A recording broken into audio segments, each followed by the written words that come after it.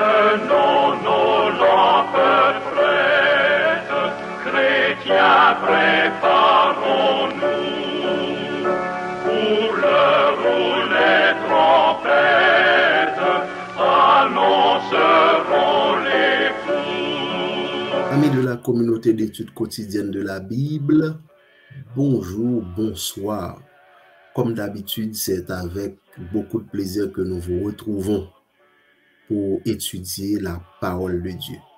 Comme vous le savez, la communauté d'études quotidiennes de la Bible, c'est cette plateforme qui vous encourage à étudier la Bible et nous faisons ce travail avec beaucoup de plaisir et nous profitons aussi de l'occasion pour vous remercier parce que vous nous suivez et que vous partagez aussi les contenus que nous vous diffusons tous les jours.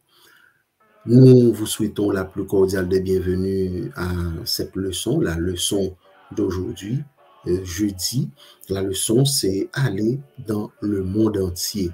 Nous étudions la leçon 13, dernière leçon du questionnaire intitulé l'Évangile de Marc, et la 13e leçon, c'est la leçon intitulée Le Seigneur est ressuscité. Le verset à mémoriser est inscrit dans Marc 16, le verset 6. Il nous dit ce qui suit. Il leur dit, ne vous épouvantez pas. Vous cherchez Jésus de Nazareth qui a été crucifié. Il est ressuscité, il n'est point ici. Voici le lieu où on l'avait mis. Chers amis, prions le Seigneur. Notre Seigneur et notre Dieu, à toi la gloire, l'honneur, la magnificence au siècle des siècles. Tu as été pour nous un refuge, un appui, un secours qui ne manque jamais de la détresse. Et c'est pourquoi en cet instant, nous te remercions. Puisque Seigneur, nous allons ouvrir ta parole, nous savons que nous aurons besoin de discernement, puisque tu es la source de toute sagesse. Seigneur, inspire-nous et guide-nous par ton Saint-Esprit, afin que nous puissions non seulement comprendre cette parole, mais aussi être prêts à la pratiquer dans notre vie quotidienne. Nous te prions, Seigneur, au nom de Jésus. Amen. Aller dans le monde entier. La leçon du jour est inspirée du texte de Marc 16, versets 14 à 20. Aller dans le monde entier. Voilà la mission que Jésus a décidé de confier à ses disciples. Mais comme hier nous l'avons vu, nous avons terminé la leçon d'hier sur cette question, cette méditation, disons-nous, sur la question d'incrédulité.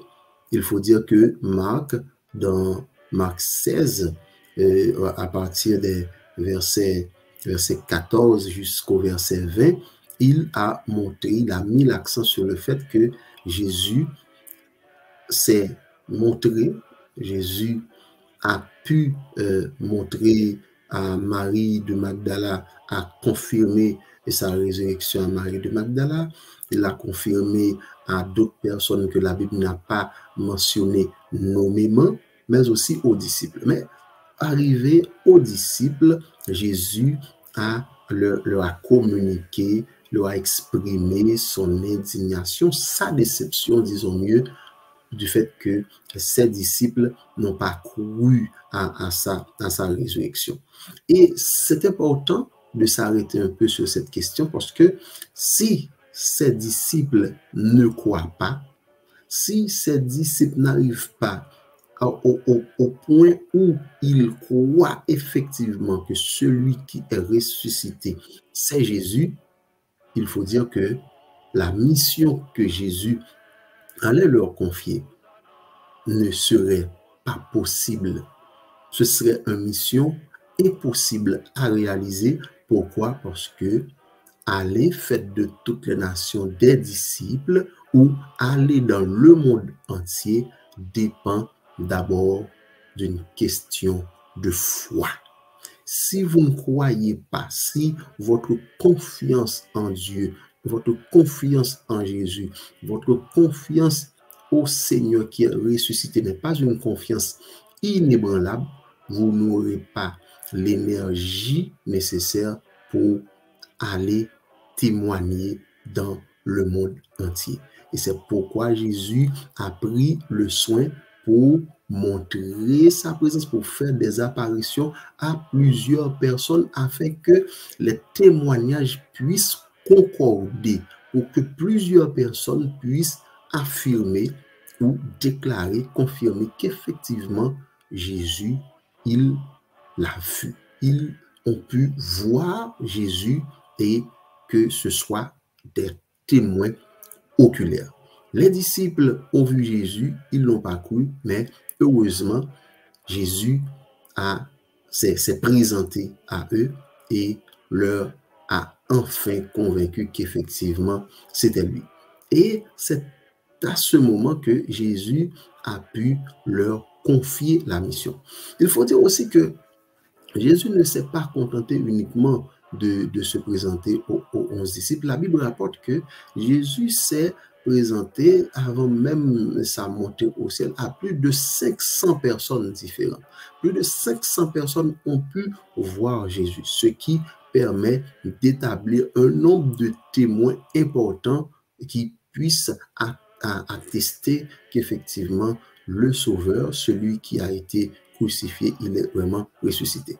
La mission pour vous aujourd'hui, les disciples avaient cette mission d'aller faire de toutes les nations des disciples, d'aller dans le monde entier. Ils l'ont fait. Rappelez-vous que Pierre, qui a renié Jésus dans Acte 2, a prononcé un sermon, a témoigné de Jésus, et ce discours, ce message a permis à plus de 3000 âmes de recevoir le baptême, d'accepter le Christ. Mais aujourd'hui, c'est vous et moi qui avons cette mission d'aller. Aujourd'hui, nous avons cette mission d'aller dans le monde entier. Et je me permets de vous dire que grâce à la technologie, grâce au miracle de la technologie, ce que vous ne pouviez pas faire autrefois, aujourd'hui, c'est possible. Vous pouvez prêcher l'évangile, vous pouvez proclamer le retour de Jésus grâce au NTIC, les nouvelles technologies de l'information et de la communication. Chers amis, utilisons les réseaux sociaux à bon escient.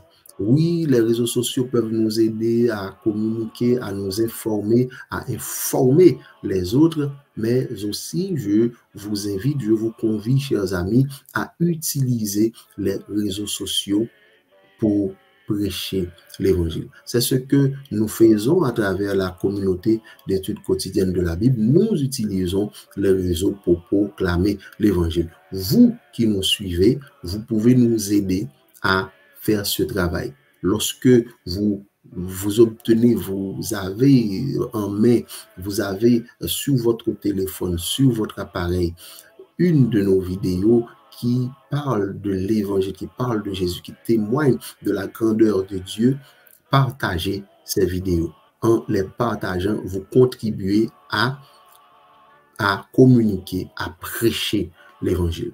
Donc, ce que vous ne pouvez pas faire physiquement, mais grâce à la technologie, vos messages peuvent aller très loin. Vos messages peuvent traverser des continents pour atteindre des cœurs désireux d'entendre, de recevoir la parole de Dieu. Chers amis, nous avons cette mission et Jésus nous a promis qu'il sera avec nous tous les jours jusqu'à la fin du monde. Jésus donne la mission et quand Jésus donne une mission, il donne aussi la provision nécessaire pour réaliser la mission. Soyez confiants, prêchez la parole en toute occasion, favorable ou non, et certainement vous aurez une récompense. Et cette récompense sera la récompense suprême, ce sera le salut. Prions le Seigneur. Notre Seigneur et notre Dieu, encore une fois, nous n'avons que des mots de remerciement à t'adresser pour tous tes bienfaits envers nous. Merci pour cette parole. Merci de nous rappeler que nous devons aller, que nous devons proclamer l'évangile, que nous devons utiliser les ressources des technologies de l'information, de la communication pour proclamer ta parole. Bénis-nous, protège-nous, inspire-nous, bénis tous tes enfants qui sont abonnés, qui assistent, qui participent de manière ou d'une autre à la proclamation de l'évangile via la communauté d'études quotidiennes de la Bible. Nous te prions, Seigneur, non que nous ayons des mérites personnels, mais au nom de Jésus, le qui vit et qui règne au siècle des siècles. Amen.